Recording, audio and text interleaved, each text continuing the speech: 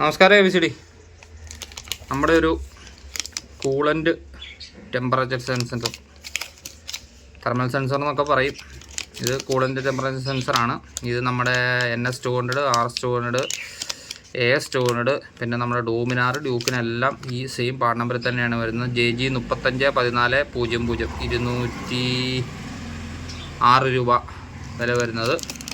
ഇത് നമുക്ക് മൾട്ടിമീറ്റർ വെച്ചിട്ട് ഇതെങ്ങനെയാണ് കംപ്ലൈൻ്റ് ആണോ അതോ നല്ലതാണോ എന്നൊക്കെ ഉള്ളത് എങ്ങനെയാണ് ചെക്ക് ചെയ്യുന്നത് എന്നുള്ളത് നോക്കാം. പല ആശാന്മാരും ചെയ്യുന്നതാണ്. അപ്പം ഞാൻ ചെയ്യുന്ന ഒരു സംഭവം എല്ലാവരിലേക്കും എത്തിക്കുന്നു. ഇതേപോലൊരു സോക്കറ്റ് നമ്മളിപ്പോൾ മാറിയ വയറിംഗ് കിറ്റിൽ നിന്നൊക്കെ എടുക്കുവാണെങ്കിൽ എളുപ്പമായിരിക്കും ചെക്ക് ചെയ്യാൻ വേണ്ടിയിട്ട്. ഇത് മാറിയൊരു വയറിംഗ് കിറ്റിൽ നിന്ന് ഞാൻ കട്ട് ചെയ്തെടുത്താണ്. അതിങ്ങനെ നമ്മൾ കണക്ട് ചെയ്യുക. മൾട്ടിമീറ്റർ നമ്മുടെ കണ്ടിന്യൂറ്റി മോഡിലിടുക. ഓക്കെ, അതിനുശേഷം ഇതിൻ്റെ ഒരു പ്രോബ് നമ്മുടെ ഇതിലിങ്ങനെ കണക്ട് ചെയ്യുക. ഇതിൻ്റെ ഒരു വയറിനറ്റം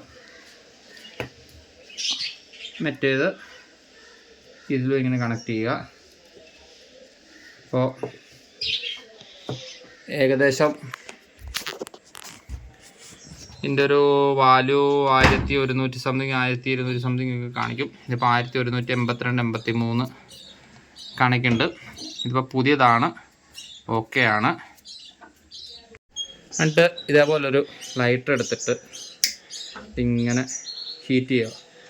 അപ്പോൾ ചൂടാകും തോറും അതിൻ്റെ വാല്യൂ കുറയുന്നത് കാണാൻ പറ്റും. അപ്പോൾ അത് ഏകദേശം ഒരു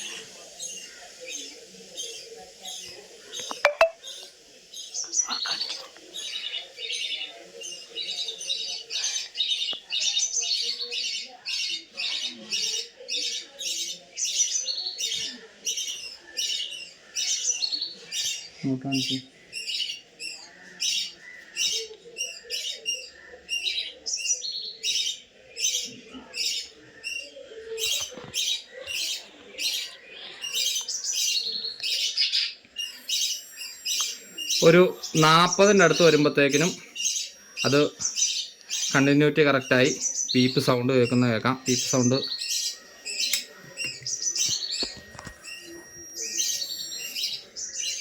അത് തണുത്ത് കഴിഞ്ഞപ്പം ബീപ്പ് സൗണ്ട് പോയി. വീണ്ടും നമുക്ക് ഒന്നും കൂടി ഒന്ന് ചൂടാക്കി നോക്കാം.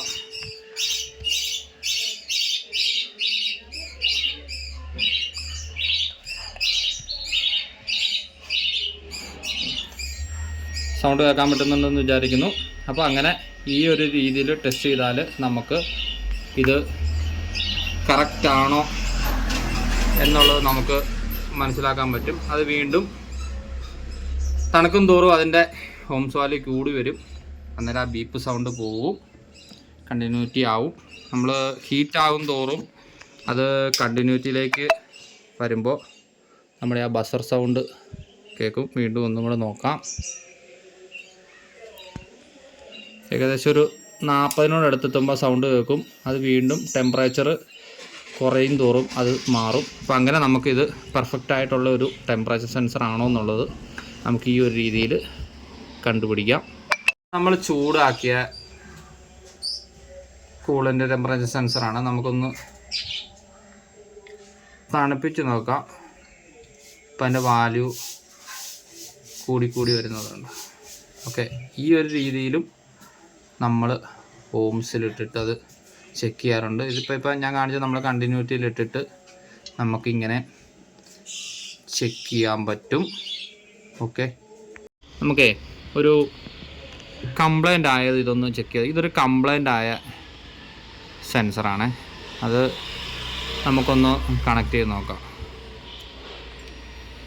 ഉണ്ടല്ലോ, കംപ്ലൈൻ്റ് ആയ സെൻസറാണെന്നുണ്ടെങ്കിൽ ഓംസ് വാല്യൂ ഒന്നും കാണിക്കുകയില്ല.